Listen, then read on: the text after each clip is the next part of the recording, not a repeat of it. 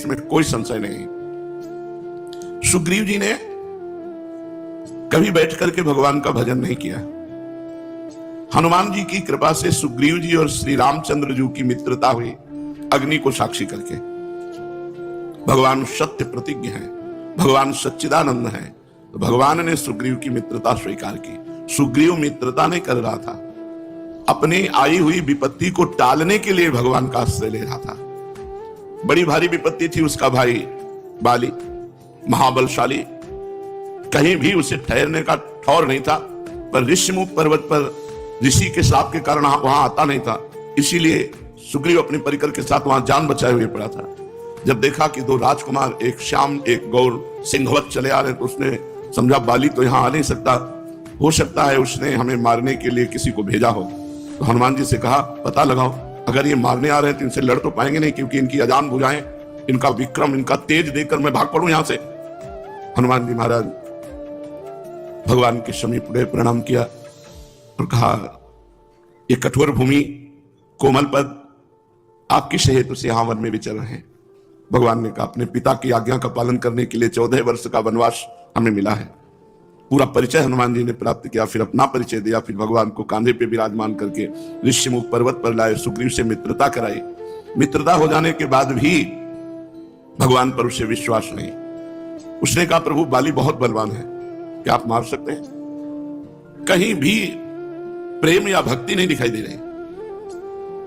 प्रभु यदि ये ताल के वृक्ष और एक राक्षस की हड्डियां थी, पहाड़ की पहाड़, अगर इनको बाणों से बेंध कर चूर चूर कर दो तो मुझे विश्वास हो जाएगा कि आप बाली को मार सकते हो। भगवान ने अमोघ बाण संधान किया, ताल के वृक्षों को छेद कर दुंदुभी नाम के राक्षस की हड्डियां थी सब चकनाचूर कर दी। तब उसको आनंद हुआ कि भगवान ऐसा कर दे।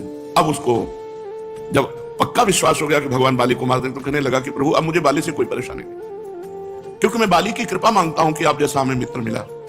इसे मरकट वैराग्य वाले भाव कहते हैं। प्रभु अब तो बस, प्रभु अब कृपा करो, यही भांति सप्तज भजन करो दिन राति। बहुत जोर का वैराग्य। भगवान ने बाली का वध किया, बड़ा प्रसंग है। सुग्रीव किष्किंधापुर का राजा बना। भगवान प्रवर्षण पर्वत पर चातुर्मास 4 महीने वास किए, एक बार भी प्रणाम करने नहीं गए।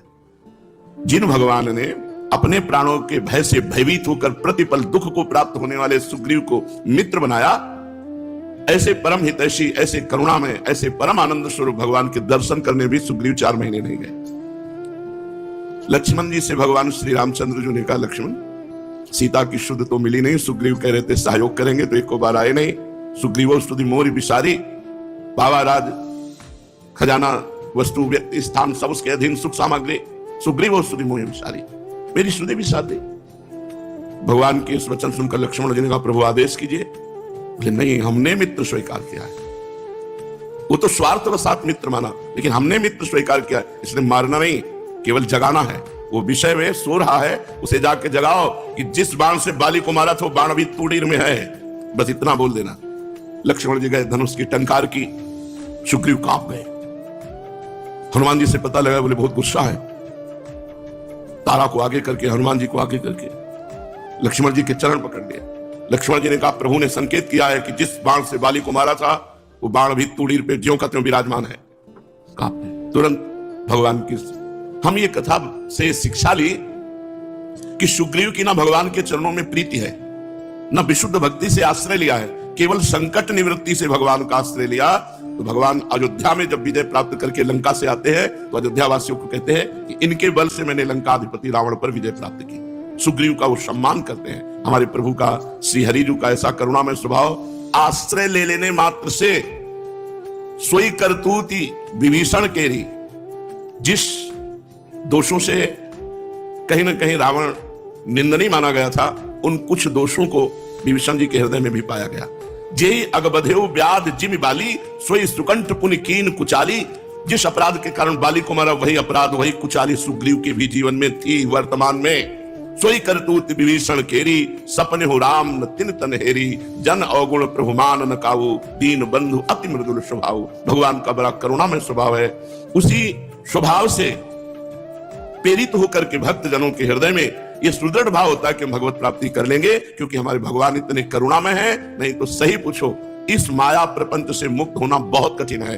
क्यों? क्योंकि हमको इतना लुभायमान करती है माया कि लगता है भगवत प्राप्ति तो फिर कभी कर लेंगे, अभी भोग लेते हैं, अभी मनोरंजन कर लेते हैं, अभी जो सामने दृश्य है उसका आनंद लेते हैं, आगे तो भगवदानंद मिल ही जाएगा। और जो आगे को भगवदानंद टालता है उसको कभी भगवदानंद नहीं मिलता। जो वर्तमान में विषय भोगों का त्याग करके भगवदानंद को स्वीकार करता है वही भगवदानंद को प्राप्त होता है। और बड़ी मंगलमयी बात कह रहे कि भ्राता समस्तान्य साधना विहाय, अन्य सब साधनों का आशा भरोसा छोड़ करके वृंदावनम स्वाश्रयस्व, वृंदावन का स्वयं आश्रय ले लो, वृंदावन का अखंड वास स्वीकार कर लो,